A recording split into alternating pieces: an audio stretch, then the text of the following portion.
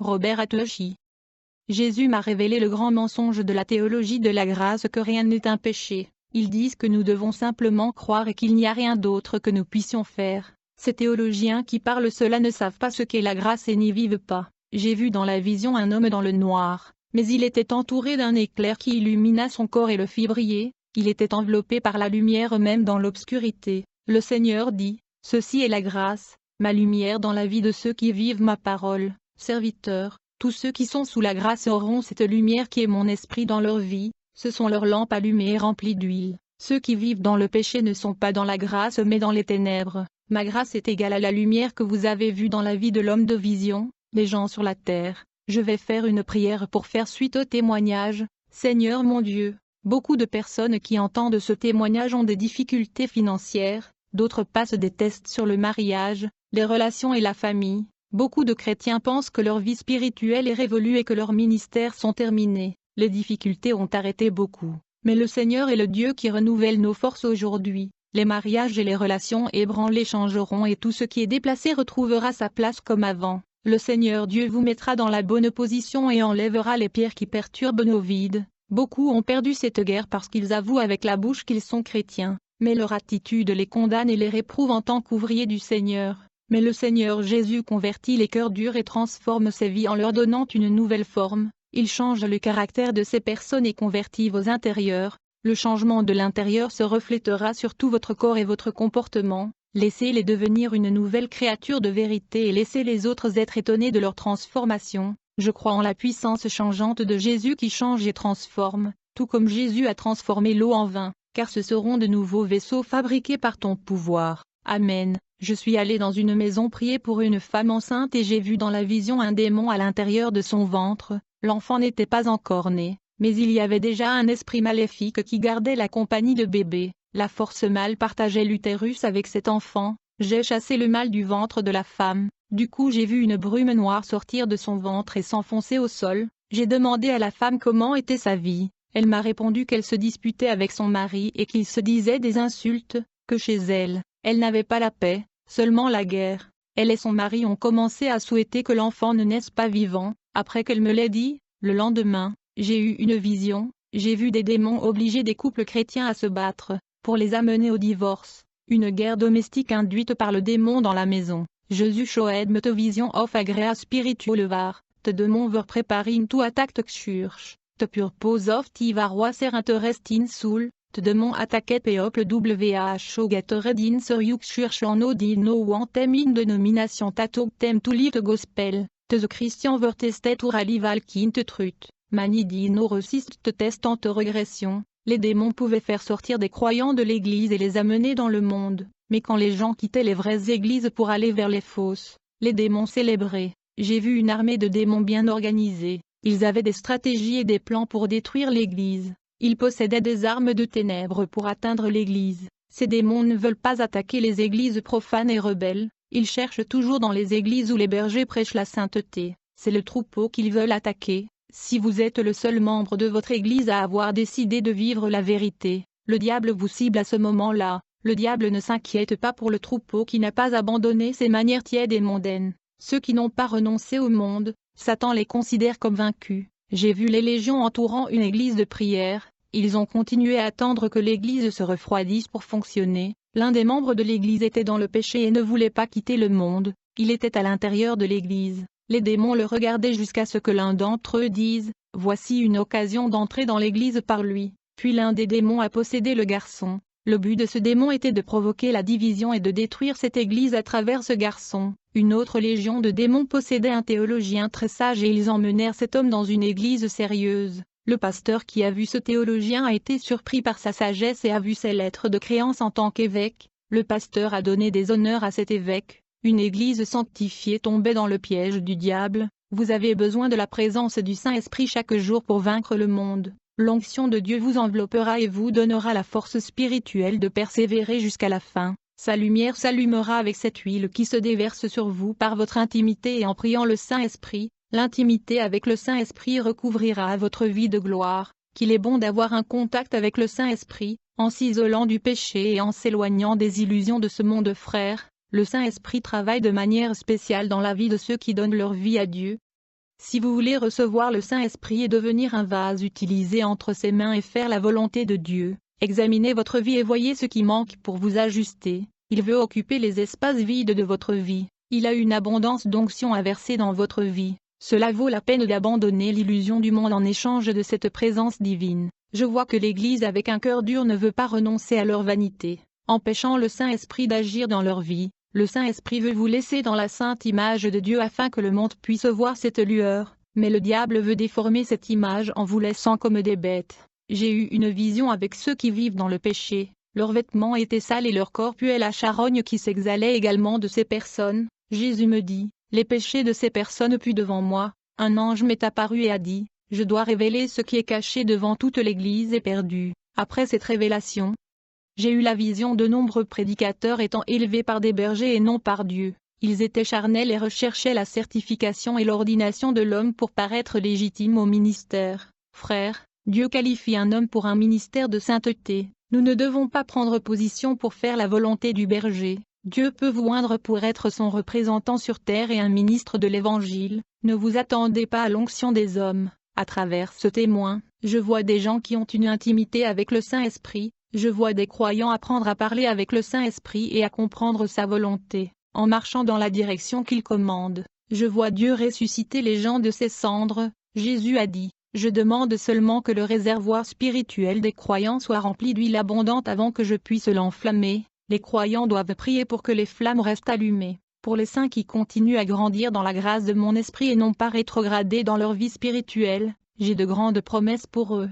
J'ai eu la vision de beaucoup de croyants en train de perdre la portion qu'ils avaient reçue. Leurs flammes ont été effacées, car ils ont laissé le froid du monde geler leur vie spirituelle en s'impliquant dans les choses de ce monde. Ils ont réduit leur temps de recherche de Dieu, et ont donné plus de temps à des choses qui les éloignent de la présence du Saint-Esprit, pour allumer cette flamme éteinte. Consacrez du temps à la sainte parole et à la prière sincère. Plus vous priez, plus le feu de votre vie s'enflamme à nouveau. Jésus m'a emmené à l'hôpital pour prier pour une jeune femme. La fille était déjà morte et respirait à travers les appareils. Avec la permission de sa mère, je leur ai demandé d'éteindre les appareils. Elle ne respirait plus, il n'y avait plus de signes S et ses organes vitaux ne fonctionnaient pas. Je n'ai pas le don du miracle ou du remède, mais le Saint-Esprit a dit, il n'est pas encore temps pour elle de partir. J'ai du travail dans sa vie, je n'ai jamais ressuscité personne, c'était un défi pour moi. J'ai placé ma main sur sa main et j'ai prié Dieu, j'ai demandé à Jésus d'envoyer l'esprit de vie.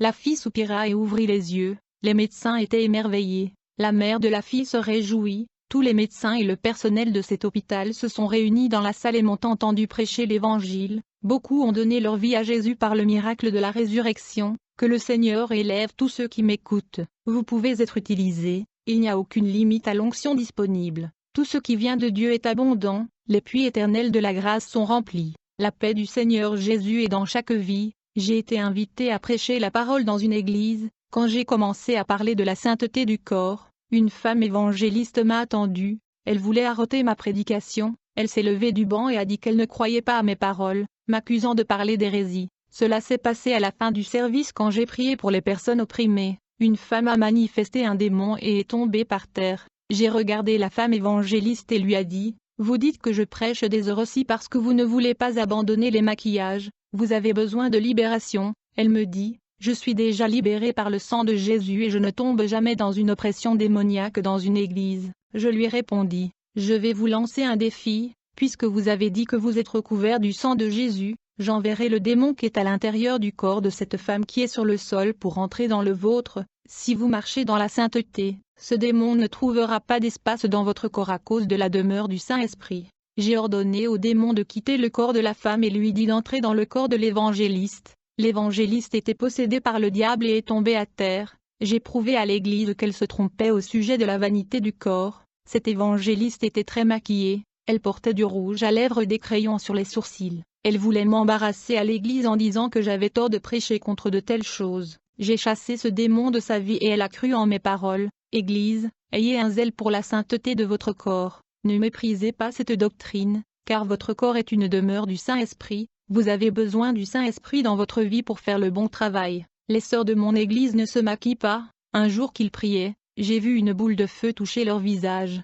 L'onction du Saint-Esprit a éclairé le visage des sœurs par un feu ardent. La brillance de Saint-Esprit est le meilleur maquillage qui soit. J'ai vu le Saint-Esprit laisser le visage des sœurs beaux, les lumières les rendant plus beaux que quand elles étaient maquillées. J'ai aussi vu les visages de femmes croyantes en maquillage brûlant comme un feu de l'enfer. C'était dans une vision que j'avais quand j'ai regardé dans les visages de certains croyants spirituellement. Leurs visages étaient déformés et ressemblaient à ceux de Freddy Krueger. J'ai vu la poudre de maquillage qu'ils ont mis sur leur visage se transformant en microbes noirs. Ces microbes sont entrés dans leur visage et ont provoqué des cloques et une inflammation. En conséquence, leur visage a développé des écailles de crocodile et ont été percés de trous correspondant à une épingle. Les larves qui entraient dans les petits trous de leur visage étaient des démons. Ces démons de la taille d'un microbe sont également entrés par les couronnes velues des sœurs qui teignent les cheveux. Tout cela était un moyen par lequel les démons sont entrés pour posséder leur corps. Une femme qui a teint ses cheveux était possédée par plusieurs petits démons qui sont entrés dans sa couronne poilue.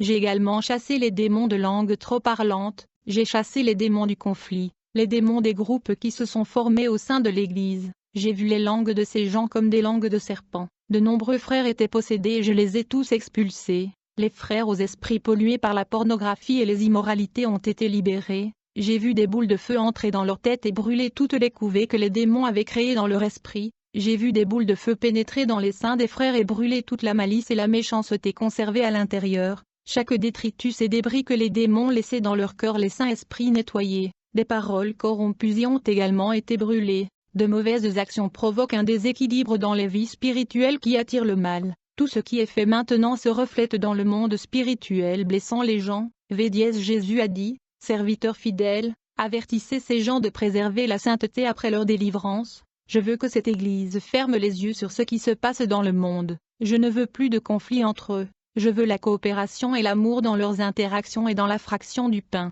Je veux voir cette Église unie dans un esprit et transformée en un rocher inébranlable. Dites-leur que s'ils obéissent à ma parole, ils ne se verront jamais refuser aucune ressource spirituelle du ciel, et je verserai toujours mon renouveau dans leur vie. Je veux allumer les flammes quand elles échouent, et je serai leur force dans les moments difficiles. Je veux que tu grandisses spirituellement et que tu travailles activement. Ceux qui suivent ma parole ne mourront pas spirituellement. La décision de se sanctifier est entre les mains de l'Église. À ceux qui obéissent, je les soutiendrai en ma présence et je serai la solution à leurs problèmes. Lorsque j'ai transmis ces révélations à l'Église, le peuple s'est réjoui et le ciel est descendu en eux. J'ai vu un bruit de vent entrer dans les quatre coins de l'Église. C'est la présence du Saint-Esprit qui a rempli cet endroit. Je dis à tous, pour avoir une vie spirituelle saine sans influence démoniaque, il est nécessaire de vivre une vie de pratique et de prière. Reconstruisez vos fondations à partir d'aujourd'hui. Chaque verset de la Bible reconstruira votre structure spirituelle.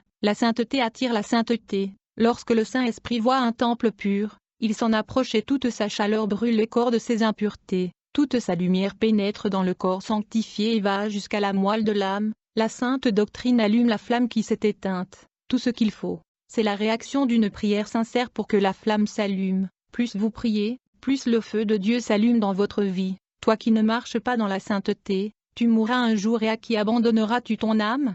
Un faux pasteur. J'ai rencontré un pasteur nommé Adorjan et sa femme Agnès.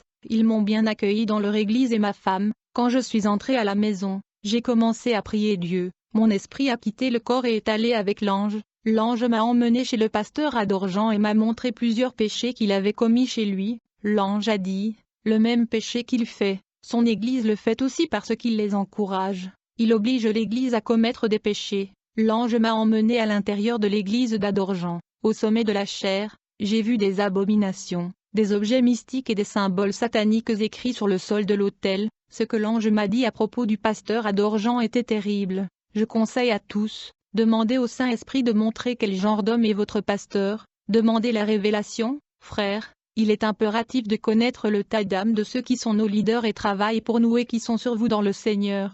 L'ange m'a amené près de la maison d'une femme. Son nom est Ilka, une servante de Dieu. Je ne suis pas entré chez elle. J'étais avec l'ange à 10 mètres. Elle a prié avec ferveur. Je pouvais la voir au-delà des murs. J'ai vu sa maison entourée avec un mur de feu. Un démon poilu encercla sa maison loin du mur de feu. Quand elle a cessé de prier, le feu s'est estompé et le démon a commencé à s'approcher de sa maison. Alors qu'elle commençait à prier, le diable s'est éloigné de sa maison, car la flamme était allumée. Elle s'est élevée. L'ange a dit, lorsque vous rencontrez cette femme, dites-lui de ne pas arrêter de prier. L'ange m'a emmené à la maison du frère Andra, de l'église du pasteur à Dorjan. J'ai vu des objets sacrés à l'intérieur de la maison de frère Andra. L'ange a dit, il a fait un rituel magique pour entrer en politique. Voyant ces révélations, un démon a saisi mes jambes et les a tirées vers les parties les plus basses de la terre. En quelques secondes, je suis retourné en enfer. C'était sur une mer boueuse, comme des sables mouvants. Beaucoup d'âmes étaient sous cette boue pourrie. J'ai marché sur cette mer boueuse sans me noyer. Lorsque je suis passé sur cette mer, j'ai trouvé une rivière de sang. Cette rivière composée de sang avait des vagues montantes, et beaucoup d'âmes se noyaient dans la rivière de sang. Quand je me suis approché des berges, la rivière s'est ouverte et je suis passé sur la terre ferme. Quand j'ai eu fini de traverser la rivière, je me suis approché d'un endroit où le feu entourait tout. Les flammes ont augmenté de 10 mètres. J'ai traversé ce feu et je n'ai pas brûlé. Je me suis souvenu du passage d'Ésaïe 43 2.20 qui dit, « Lorsque vous traverserez les eaux, je serai avec vous, lorsque, près des rivières, ils ne vous submergeront pas, lorsque vous traverserez le feu, vous ne vous brûlerez pas, la flamme brûlera en toi. » Quand je suis passé par le feu de l'enfer, l'ange m'attendait et a amené mon âme sur la terre. L'autre jour, je suis allé chez le pasteur à Dorjan.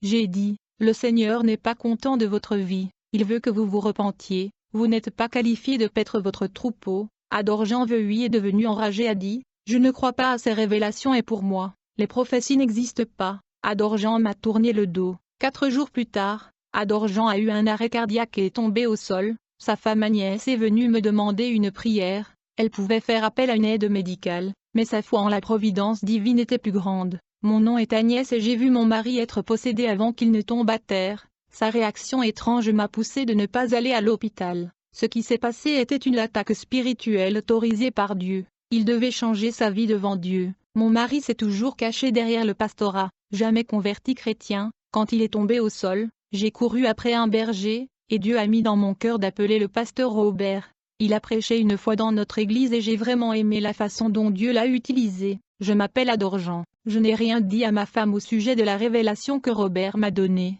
J'étais possédé par un démon qui m'a serré le cœur. Dieu n'a pas laissé ce démon prendre mon âme. Je suis monté à une porte dans le ciel où l'ange m'a reçu. Il a ouvert le livre de vie et m'a montré que mon nom n'y figurait pas. Il a pris un autre livre et m'a montré. En cela étaient écrites toutes mes iniquités. Il a dit qu'il effacerait tous mes péchés si je me repentais et ne les pratiquais pas, mais ma chance est terminée. L'ange a demandé à un autre ange de me jeter en enfer. J'ai été jugé et condamné à cette époque. L'ange m'a jeté dans les ténèbres. Je suis tombé dans une bouche pleine de dents qui m'a avalé. Une force m'a tiré vers le bas. Je suis resté 30 minutes, mais j'étais vivant en enfer. Il y avait plein de chaînes et de cadenas dans ce prison. Pour ma femme, je suis mort pour 30 minutes. Mais j'ai vécu 30 minutes de terreur dans le noir. Quand je suis revenu à mon corps, le pasteur Robert a réclamé mon âme. Je lui ai présenté ses excuses et, pour la première fois, j'ai effectivement converti ma vie. Dieu a commencé à me parler. Merci au ministère de sainteté de Robert qui m'a averti. Je suis Robert et j'ai prié pour que Dieu ait pitié de la vie du pasteur à Dorjan. Le Saint-Esprit m'a révélé qu'il n'aurait plus aucune chance après avoir été confronté à ma révélation.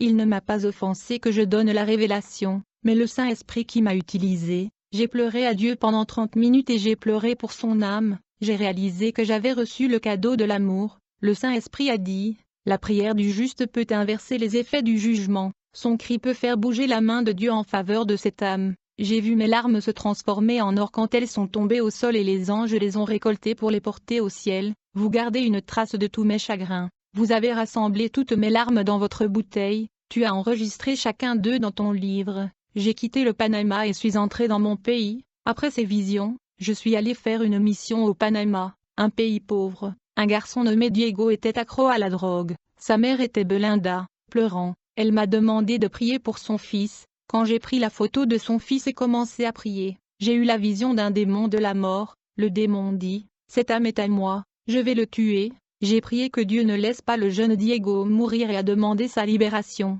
J'ai vu dans la vision un jeune homme nommé Carlo, l'ami de Diego. Quand j'ai parlé de ce que j'ai vu dans la vision, sa mère a été choquée et ne croyait pas que le meilleur ami de son fils le ferait. J'ai commencé à réprimander le démon que j'ai vu en vision et qui possédait Carlo. En quelques minutes, ce démon est venu à moi. Il entra dans le corps de sœur Belinda et se manifesta. J'ai regardé cette femme et j'ai été émerveillé. Elle ne portait pas de maquillage, de boucles d'oreilles ni de vêtements spéciaux. Le démon en elle dit, Ne sois pas un berger, elle a une grande langue et regarde les romans. J'ai chassé ce diable et le Saint-Esprit m'a révélé beaucoup de peine, de rancœur et de haine dans son cœur. Elle s'était disputée avec sa sœur et avait de mauvaises pensées, désirant le mal. Le démon entra dans son esprit et se logea dans son cœur. Chaque jour, elle priait Dieu et demandait la délivrance de son fils, mais elle était dans le péché et prenait le saint souper. Elle est tombée malade pour avoir partagé le dîner de Jésus dans cette situation. Son péché n'était pas dans la chair, ni dans la jupe,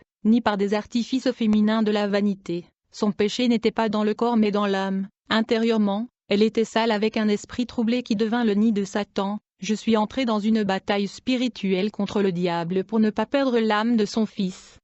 Quelques jours plus tard, son fils a été arrêté par la police pour vol. Un démon m'est apparu et s'est moqué de moi d'avoir perdu la guerre. J'ai dit, comment ai-je perdu s'il n'est pas encore mort?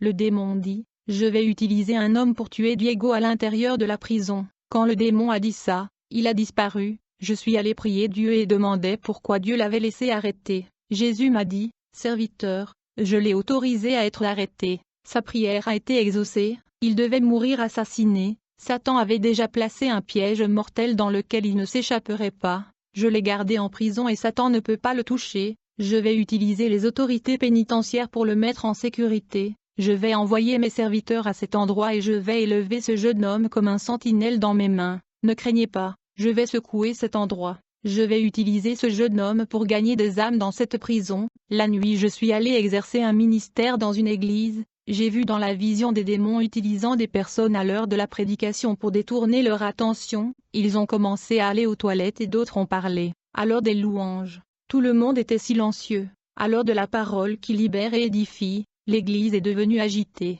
Beaucoup de gens ne se sont pas arrêtés chez eux. J'ai appelé l'attention de toute l'église pour qu'elle soit immobile et pour ne pas perturber la prédication.